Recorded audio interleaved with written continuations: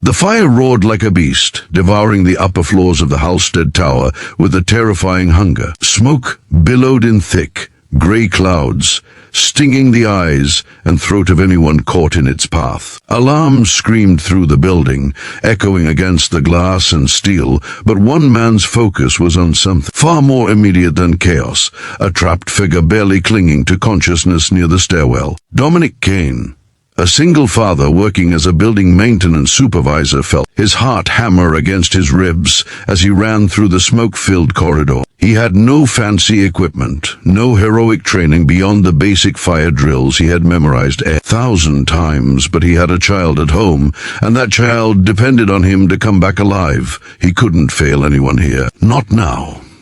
If you believe in kindness, second chances, and the power of courage, hit like, comment, share, and subscribe to the channel Touch of Kindness. You won't regret seeing what happens next. Dominic's lungs burned with each inhale, every step heavier than the last, as flames licked the walls, making the air shimmer with heat. Through the thick haze, he saw her, Serena Voss, the CEO of Halstead Enterprises, sprawled across the floor, her designer suit torn, eyes wide with shock and fear. She was trapped, her ankle pinned beneath the twisted metal frame of a fallen railing. Most people in the building had already evacuated, leaving her alone in a world of smoke and fire. And Dominic knew he couldn't wait for professional help. It wouldn't arrive in time. "Hold on," he shouted over the crackling inferno, though he wasn't sure she could even hear him. He dropped to his knees beside her, using all the strength in his arms to lift the railing just enough to pull her free. Pain seared through his hands and arms from the intense heat, and the smoke clawed at his throat, making every breath a desperate struggle. Serena's eyes locked onto his, and for a moment there was no fire. No chaos, just the raw, human panic of two strangers facing death together. Her first words, however, were not what he expected. "Why are you helping me?" she asked, her voice trembling, not with gratitude, but with confusion and almost disbelief. There was no thank you, no polite acknowledgement of his risk. Just those 4 words, piercing through the chaos, making Dominic pause for a fraction of a second. He wanted to answer, to say something heroic, but there was no time, because someone has to. He finally managed, gripping her arm and pulling her toward the emergency exit. "And I don't like leaving people behind." The corridor seemed endless. Every step they took felt like running through a furnace, heat pressing down on them, smoke choking their lungs.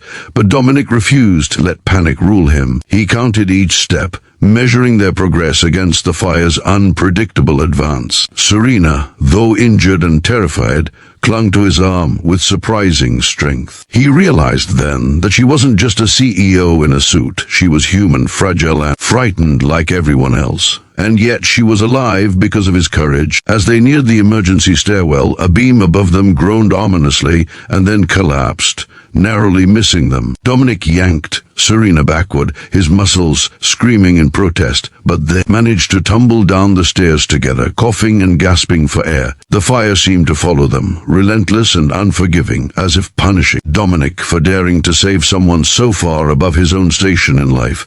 But he refused to falter. His daughter Maren had once told him that true bravery wasn't about fearlessness, it was about moving forward despite fear. Those words echoed in his mind as he pushed on. Finally, they burst out onto the rooftop emergency exit, the city skyline stretching around them, indifferent to their struggle. The air was thick with smoke, but the sunlight poured in like a promise, blinding and beautiful. Dominic supported Serena as they made their way to the roof edge, where the fire department was just arriving, sirens screaming, hoses spraying water, firefighters shouting commands. A wave of relief swept through him, but it was tempered by exhaustion, pain, and the lingering fear of what could have happened. Serena collapsed onto a stretcher almost immediately, coughing violently, her eyes wide and unfocused. Dominic stood beside her, brushing soot from her face, trying to ensure she was conscious and breathing. For a moment he expected the gratitude, the traditional thank you, the kind of acknowledgement one assumes follows a heroic act. But instead, Serena looked at him with something far more complex, something that Dominic couldn't quite decipher.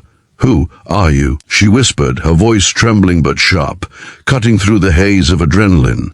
"Dominic Kane," he replied simply. "Maintenance. Single dad. Just a guy who couldn't walk away." Her eyes widened as if the simplicity of his words shocked her. She didn't smile, she didn't cry, she didn't even nod. She just studied him with a depth of intensity that made him uncomfortable, as if trying to decode the mystery of why someone like him would risk everything for someone like her. The fire, the chaos, and the fear seemed to fade in that moment, replaced by a strange, quiet tension. Over the next few days, Dominic couldn't escape the images of that fire. He returned to his apartment, exhausted, bruised, and soot-stained, to the warm embrace of his daughter, who wrapped her tiny arms around him and asked if he was okay. "I'm fine," he lied, pressing a kiss to her forehead, trying to hide the lingering fear in his own heart. Yet at night, he found himself thinking about Serena Voss, the woman whose first words had stunned him, whose eyes had lingered on him longer than they had on the burning building itself. Serena, meanwhile, found herself haunted by the man who had saved her life. She was used to people praising her, acknowledging her power, her wealth, her position, but Dominic had not treated her like that. He had treated her like a human being, nothing more, nothing less, and it unsettled her. She couldn't recall the last time someone had seen her without expectation, without agenda, without the glint of ambition in their eyes. And now she couldn't stop thinking about him. Weeks passed. Dominic returned to his routine, cleaning offices, maintaining buildings, juggling work and parenthood. He never expected to hear from Serena again. She was a CEO, a woman with a life leagues apart from his own. But one morning he found an envelope slipped under his door.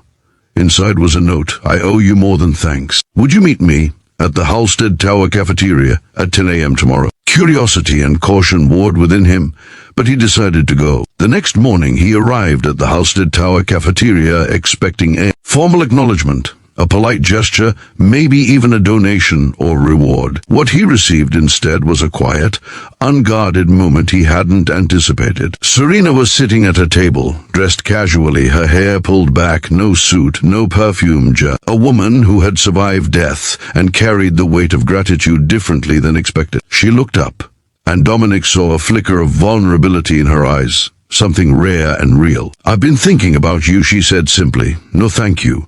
No awkward, forced gratitude, just truth, raw and unpolished. I've been thinking about the kind of people we ignore in life because we're too busy with our own chaos. You didn't ignore me." Dominic felt a lump rise in his throat, the words striking deeper than any heroics could. He wasn't used to recognition. Not in his line of work, not in a life where survival was measured in bills paid and bedtime stories told. But here, in this moment, he realized that what he had done mattered not for praise, not for acknowledgement, but because it had bridged two lives that might never have intersected otherwise. "I did what anyone should," he said quietly. "I didn't want someone to die alone in a fire, that's all." Serena studied him, then smiled a small, fleeting, utterly genuine smile. "And yet it's changed my life." She paused, her gaze softening. "I want to make sure you and your daughter have everything you need, no strings attached. But more importantly, I want you to know that someone sees you. Not the maintenance guy, not the single dad, just Dominic Kane. Someone who mattered when it counted." Dominic felt a warmth he hadn't felt in years. Gratitude, yes, but more than that. A recognition of his own worth, his own courage, the quiet heroism in the everyday struggle of life. He thought of Maren, waiting at home, and the way her eyes lit up at small victories. He realized then that heroism didn't always come with applause, and sometimes it was just the quiet choice to act, to step forward, to care. Over the following weeks, Serena and Dominic formed an unlikely bond, built on shared understanding and mutual respect. She offered him opportunities, yes, but more importantly, she offered him friendship, trust, and the chance to see himself differently. And though their worlds were vastly different, they were united by a moment of courage, a split second, where life and death collided. And one man chose to act when the world seemed to stand still. As they sat together one afternoon, looking out over the city from the same building that had once threatened to take her life, Dominic realized that sometimes the greatest victories weren't about escaping fire, they were about finding the humanity in someone else.